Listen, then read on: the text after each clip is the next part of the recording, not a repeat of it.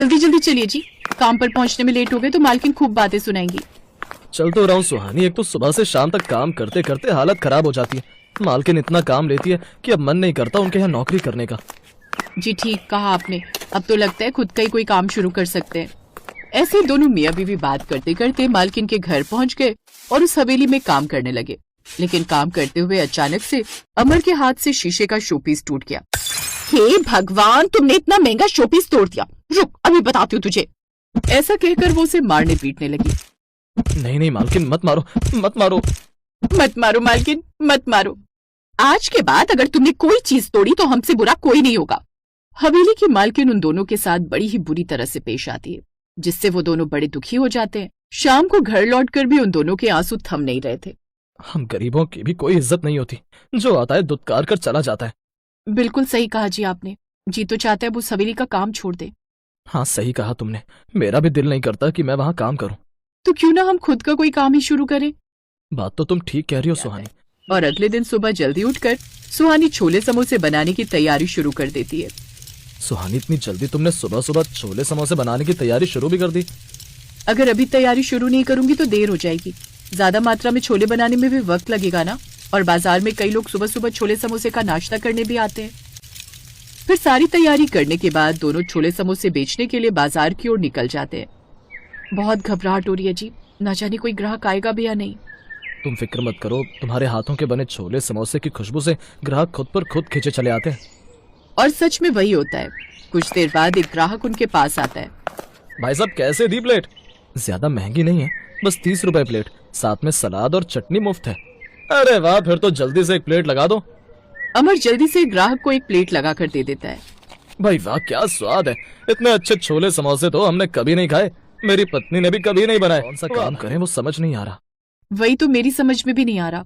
खैर रात बहुत हो गई है, अब मैं खाना बना देती हूँ। इसके बाद सुहानी खाने में दाल चावल बना देती है, जिसे खाकर दोनों आराम से सो जाते हैं। लेकिन अगले दिन भी जब वो काम पर जाते हैं तो मालिक और मालकिन फिर से ठीक से काम न करने के कारण उन्हें खूब सुनाते हैं, उनकी खूब बेइज्जती करते हैं। फिर शाम को घर आकर, बस जी अब और नहीं, मैंने फैसला कर लिया, अब मैं और उस घर में काम नहीं करूंगी। रोज रोज यूं जिल्लत की जिंदगी नहीं जी जाती है। तो हम और करेंगे भी क्या सुहानी, हमें और कोई काम आता भी तो नहीं है। आप कहते हैं ना कि मैं छोले समोसे बहुत अच्छे बनाती हूँ, तो क्यों ना हम इसी का कोई काम शुरू करें। लेकिन इसके लिए पैसे भी तो चाहिए। पैसे? मैंने थोड़े से पैसे जोड़ कर रखे हैं, साथ ही मेरे पास एक सोने की अंगूठी भी है। क्यों ना हम इसे गिरवी रखकर छोले समोसे का ठेला लगाएं। सुहानी की बात मानकर अमर सुनार से कुछ पैसे उधार ले आता है, जिसके बाद वो सुहानी के साथ बाजार जाकर जरूरत का सारा तो मजा ही आ गया। इसी तरह अब और भी ग्राहक उनके पास आने लगे और पहले दिन ही उनकी अच्छी कमाई होने लगी। देखो जी, पहले दिन ही हमें कितनी अच्छी कमाई हो गई। इतने पैसे तो हम पूरे हफ्ते भी नहीं कमा पाते। सही कहा तुमने, साथ ही ग्राहकों से इज्जत और प्यार मिला, वो अलग। अब मैं कल और भी जल्दी उठकर ढेर सारे छोले समोसे बना लूंगी। अब सुहानी और भी ज्यादा मेहनत करने लगती है और कुछ दिनों में बाजार में उनके ग्राहक और भी ज्यादा बढ़ गए। फिर कुछ ही दिनों में उनकी कमाई और भी ज्यादा बढ़ गई। जिनके पास पहले खाने का गुजारा भी बड़ी मुश्किल से होता था, लेकिन अब उनकी तरक्की देख उनके दोस्त भी चलने लगे। अरे वाह अमर, भाभी, आप दोनों ने तो बड़ी तरक्की कर ली, लगता है धंधा काफी अच्छा चल रहा है। हाँ बस यूं समझो मनमोहन, ऊपर वाले की कृपा बरसी है हम पर। वैसे एक बात कहूँ, क्यों ना हम पार्टनरशिप में मिलकर एक ढाबा खोल लें और उसी में छोले समोसे बनाकर बेचें। आधा पैसा मैं लगाऊंगा और आधा तुम। विचार बुरा नहीं है मनमोहन। अब वो मिलकर पैसे मिलाकर एक ढाबा खोल लेते हैं। ढाबा खोलने के बाद और एक दिन जब अमर के पैर में स्कूटी से गिरकर फ्रैक्चर आ जाता है, तब अमर कुछ दिन के लिए बेड रेस्ट पर आ जाता है। तो इस बात का फायदा उठाकर एक रोज वो धोखे से सुहानी के साइन एक पेपर पर करवा लेता है। सुहानी पढ़ी लिखी नहीं थी, इसलिए उसे कुछ पता भी नहीं चलता। और एक दिन, निकल जाओ अब तुम इस ढाबे से, आज से ढाबा हमारा है। बहुत झोल कर लिया तुमने, अब हम अपना ढाबा खुद चलाएंगे।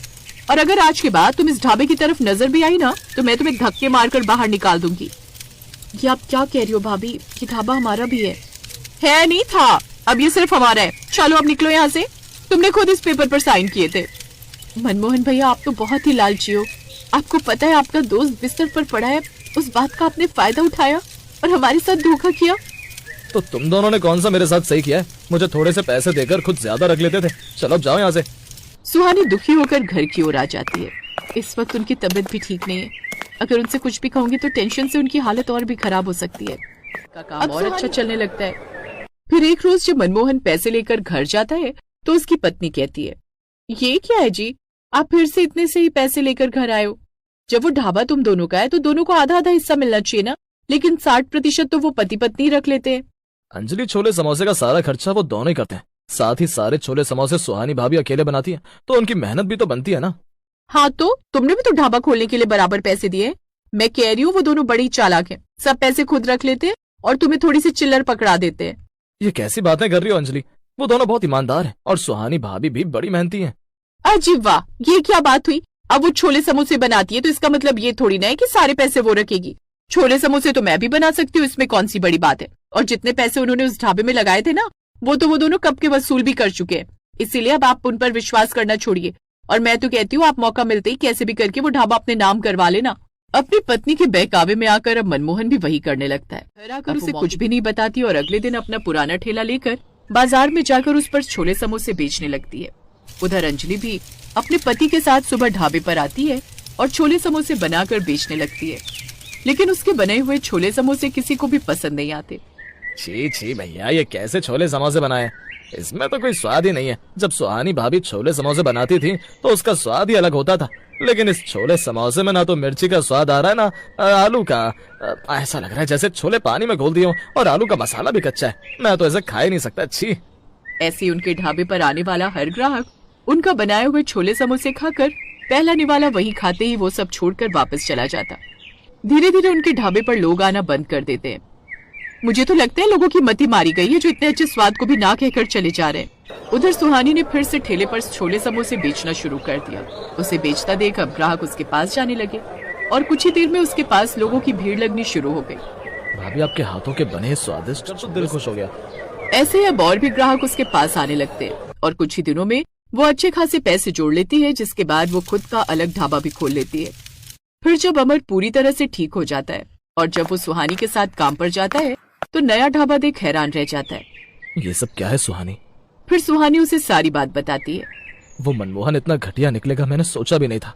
मैं अभी जाकर उससे बात करता हूँ। नहीं नहीं जी, रहने दीजिए। हमने अपनी मेहनत से अब सब कुछ हासिल कर लिया है और जो होता है अच्छे के लिए होता है। भगवान की कृपा थी जो मैं ये सब कर पाई। इन सब में ईश्वर ने हमारा बहुत साथ दिया। मुझे गर्व है सुहानी कि मेरी पत्नी तुम जैसी एक मेहनती महिला है।